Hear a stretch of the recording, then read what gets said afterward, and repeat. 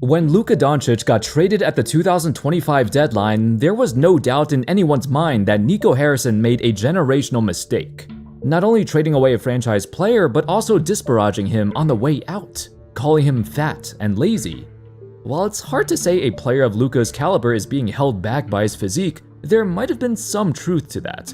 When you look at the way Luka moved at the age of 25, compared to the way he moved at age 21, it's like you're watching two completely different players. Here's Luka, driving hard and finishing! In hindsight, it was a legit critique of his body, and Luka realized it too. As a result of this trade, the derogatory comments, the Lakers losing in the first round of the playoffs, and watching his draftmate SGA win MVP and the championship before him, it triggered a level of desperation in Luka we haven't seen before. The hunger and desire to prove he can do everything his peers can do, and even more. Luka was determined to bounce back from the worst year of his life. In this video, let's take a look at 7 NBA studs who put everything on the line. A standing ovation chance of Luka as Doncic has poured in 45 points. Luka Doncic. When photos of Luka's new and improved physique came out over the summer, in my mind it meant one thing. He's ready to have the greatest season of his life. He heard all the noise, all the criticism over the years, and after a disappointing season, he set himself up for a historic run. The 2025 Eurobasket featured an absolutely absurd version of Luka, who dominated the whole tournament, leading the entire tournament in scoring by a wide margin. Some would say this is a precursor to what we're about to see next. Now, Luka admitted this was the most important summer of his career because he changed his entire lifestyle.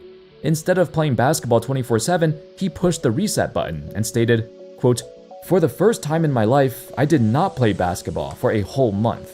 Instead of hitting the court, he hit the weight room, deadlifts, dumbbells, resistance bands, agility drills, and even hiring a private chef, who actually put him on a strict but healthy diet. All of this resulted in Luka dropping a staggering 35 pounds and is now in his best shape ever.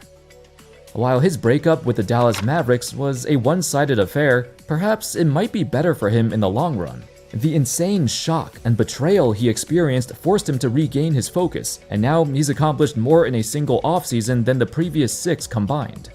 With that comes a higher expectation than ever before. Luka is poised to make a run at MVP, and hopefully an even deeper run in the playoffs.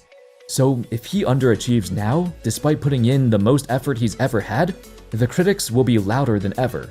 This time, there won't be any more excuses. Paul George. Has a player ever seen his reputation crash out in the span of a single season? Prior to his arrival to Philly, George, he was never the most popular player. He was never the least popular. He was viewed exactly as the caliber of player he was. A very good, versatile, all-star level player, who most of the younger generation of wing players looked up to as a realistic goal they can reach. He's kinda like the prototypical small forward in the modern era.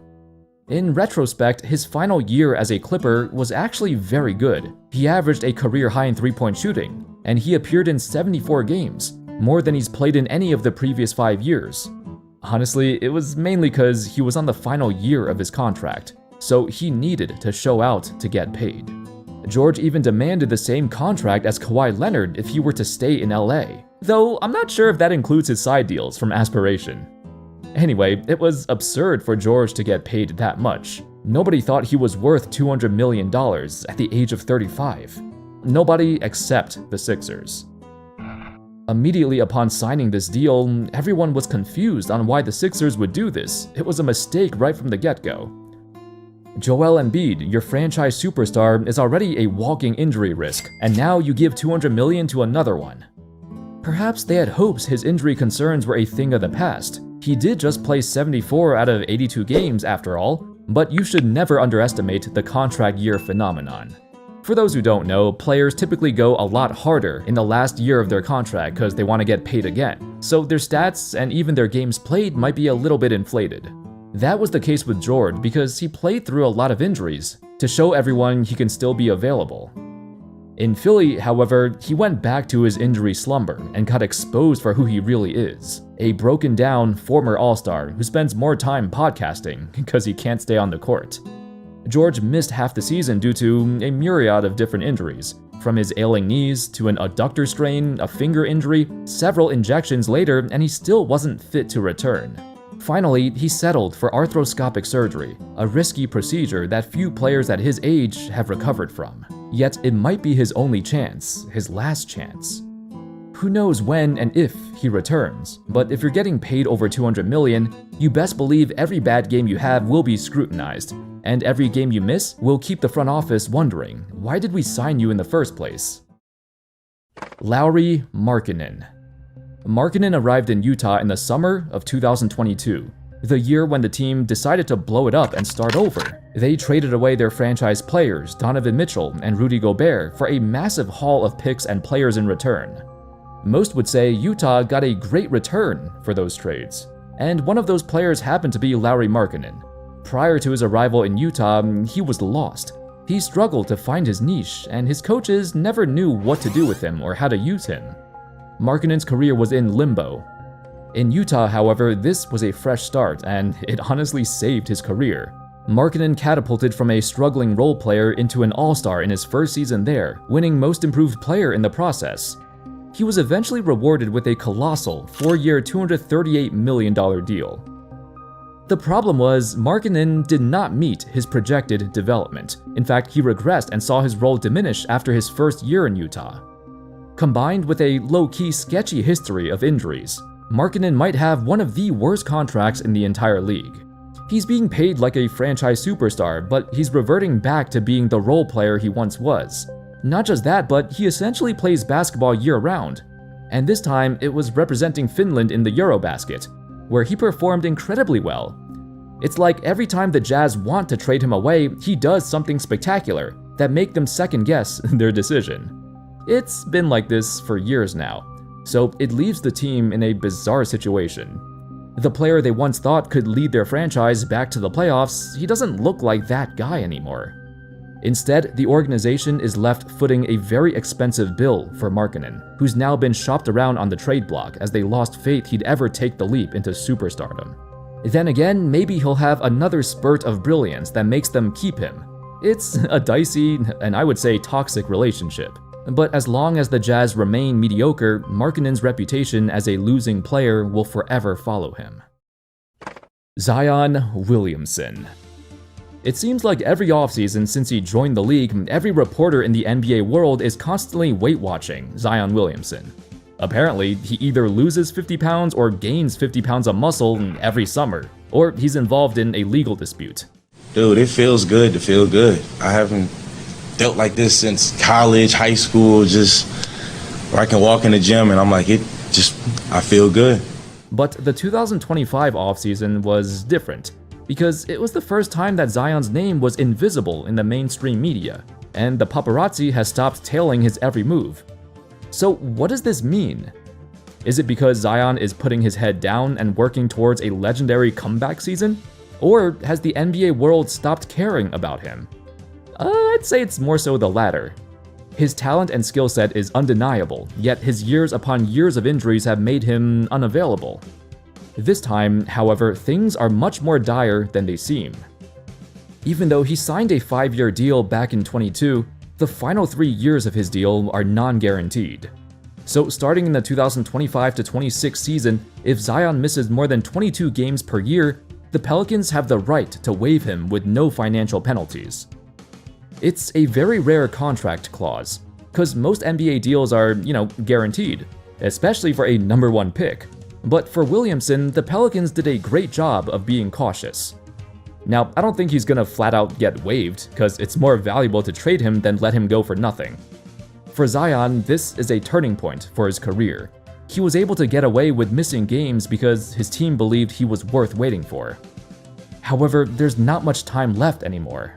With the Pelicans' rebuilding process halted by Zion's inability to stay on the court, his future in New Orleans might soon come to an end. What good is his talent if he's barely around to use it? Jonathan Kuminga. The biggest contract dispute of the past several years is between Jonathan Kuminga and the Golden State Warriors. After 2 years of contract negotiations, with Kuminga believing he's much more valuable than the Warriors think he is, the team handed out their final offer in early September. Well, it was more like 3 different final offers. 1, 2 years $45 million with a team option for the second year. 2, 3 years $75 million with a team option for the third year. And 3, 3 years $54 million without any options. From what I can see here, the best deal is definitely number 2. It offers the most money per year, but Kuminga did not like any of these and held firm on what he wanted. Instead of a team option, he wanted a player option. It makes sense, it gives him more flexibility and power. However, the Warriors refused to give him that, as they were still hesitant on if they even want him moving forward. This ongoing tension between Kuminga and the front office is never going to end, with the latest report revealing that the Warriors questioned if Kuminga even wanted to be here, to which he responded with a question of his own: "Do you even want me to be here?" With all their options exhausted and the Warriors' future in limbo, there's no telling where Kuminga will end up. Sure, he may be a black hole on offense, he may not be a good fit, but that doesn't mean he won't fit in with other teams either. His trade value is surprisingly high just by virtue of being a 23-year-old talented athletic scorer, whose game is quite unique in the current NBA. With Jimmy Butler re-signed to an extension, it indicates the Warriors were not ready for Kuminga to be a full-time starter. Maybe they never will be. Scottie Barnes.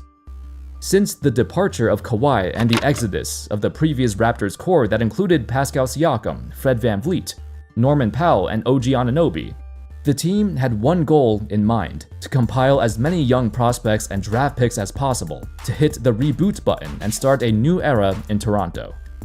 It's pretty much like any other rebuild, except they're basically waiting for one single player to make a jump: Scottie Barnes. He's developed into an all-star, but he has yet to break through his ceiling and reach the next level. Out of all young players on the team, he's the guy with the most potential, an all-around skill set that embodies the perfect franchise player. Yet until we see him make a similar jump to Cade Cunningham, the likelihood of him carrying this franchise on his back, it's unclear. Barnes also signed a massive 5-year contract, which could possibly pay him up to $270 million if he makes an All-NBA team. So the Raptors put all their eggs into the Barnes basket. The problem is their success and failure as a team is all in his hands, because the rest of their roster, or at least most of the guys, have already reached their ceiling. It's unlikely RJ Barrett or Brandon Ingram or Jakob Poeltl would get any better from here, as they've been the same player for years now. I think this upcoming season will be the final trial for Scottie Barnes. If he cannot lead this team to the playoffs in a conference destroyed by injuries, the Raptors need to reevaluate their guy. There's no way they should be missing the playoffs again, especially if they stay healthy. LaMelo Ball. This year's club. Bridges. Oh my goodness! Rips it down with the right hand! If TikTok was embodied in the form of a basketball player, it would no doubt be LaMelo Ball. Everything about the way he plays, the way he speaks, the way he carries himself. It represents the dawn of a new era of basketball. And within some circles, he might be the most popular player in the sport. In other circles, he's viewed as nothing more than a glorified shot chucker who doesn't help his team win games. Both opinions are a bit too far in opposite directions, and the truth is always somewhere in the middle. Yes, he does have a knack for throwing up shots, but the only times when the Hornets have looked good was when he was on the court.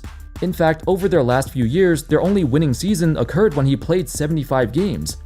But in every season since, LaMelo was on the sidelines watching, and his team was losing. Recently, if you dissect his on-off numbers, the Hornets were -12 with him off the court, but only -4.7 when he was on the court. That's still not good, but just by him playing, he makes his teammates so much better. Behind the flashy highlights and fancy handles is a player with elite court vision, a guy who can run an offense like no other. The issues with the Charlotte Hornets have persisted for many years, and you can blame the organization just as much for failing to build around LaMelo's talent. With an incompetent roster that has too many gaps to fill before becoming a playoff team. There's good news though, LaMelo got successful surgery on his ankles and wrists, and much like other rebuilding teams like the Raptors, the Hornets have a real shot to make the playoffs with so many injuries impacting the East. This is the perfect chance to show the world he is indeed a winning player. Anyway, those were 7 NBA studs with a lot to lose. They have a lot on the line. It's now or never to prove that they can be the guy their teams hoped they could be. Anyway, let me know your thoughts in the comment section. Can you think of any other stars or even role players who can fit the criteria for this video? Let me know in the comments. Thank you all so much for watching. I hope y'all enjoyed the video. And of course, as always, I'll see you next time. Peace.